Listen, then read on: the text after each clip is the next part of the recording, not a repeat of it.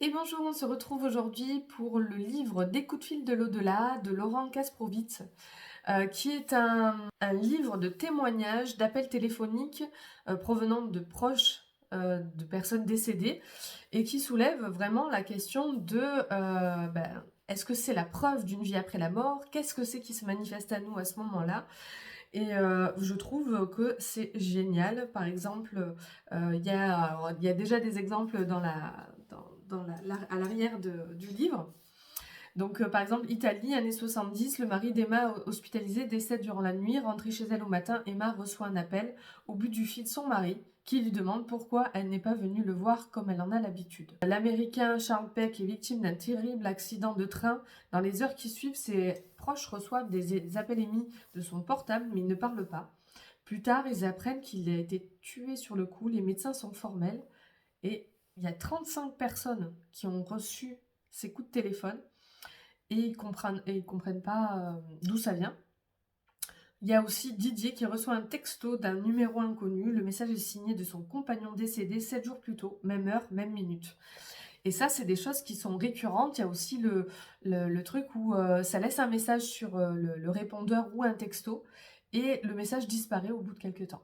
Ou ça va être des synchronicités avec des heures, les dates, etc. Enfin voilà, il y a plein de témoignages différents qui laissent hallucinants, enfin voilà, qui nous laissent un peu sur les fesses, comme on dit, de la véracité des choses, parce que ben voilà, je pense que c'est pas, on va pas s'amuser à relater des choses qui sont fausses, et je trouve ça juste génial d'avoir ces cas-là, et bah, finalement quand on en parle, il y a des personnes aussi qui ont eu des choses comme ça, comment dire, des fois on s'en rend pas compte aussi, parce que moi j'ai déjà eu des appels où j'ai pas compris le message, et après avoir lu ça, je me suis dit mais peut-être que c'était un coup de fil de l'au-delà, de quelque chose en lien avec ce que je fais, etc. Et j'en ai pas prêté attention.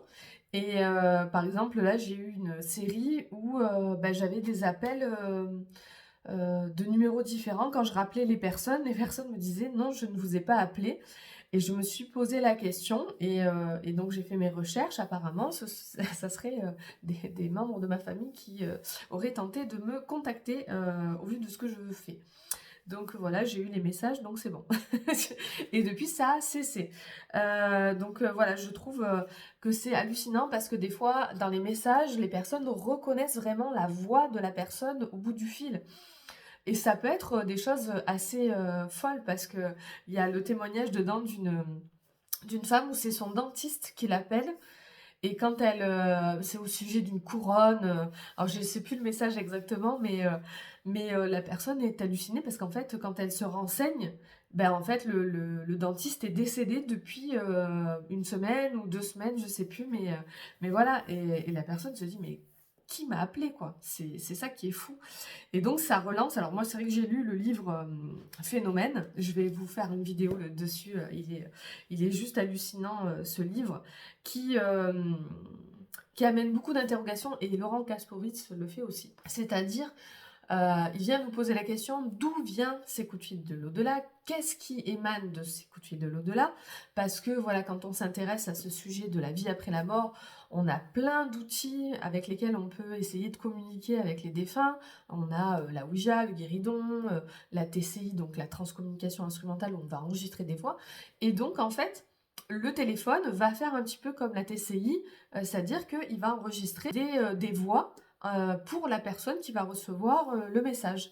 Et ce qui nous pose, enfin moi ce qui me pose interrogation, c'est bah déjà comment ils arrivent à faire ça. Après je sais qu'ils peuvent agir sur la matière parce que en fait ils prennent l'énergie globale des personnes. Donc bah, quand on est en deuil, etc.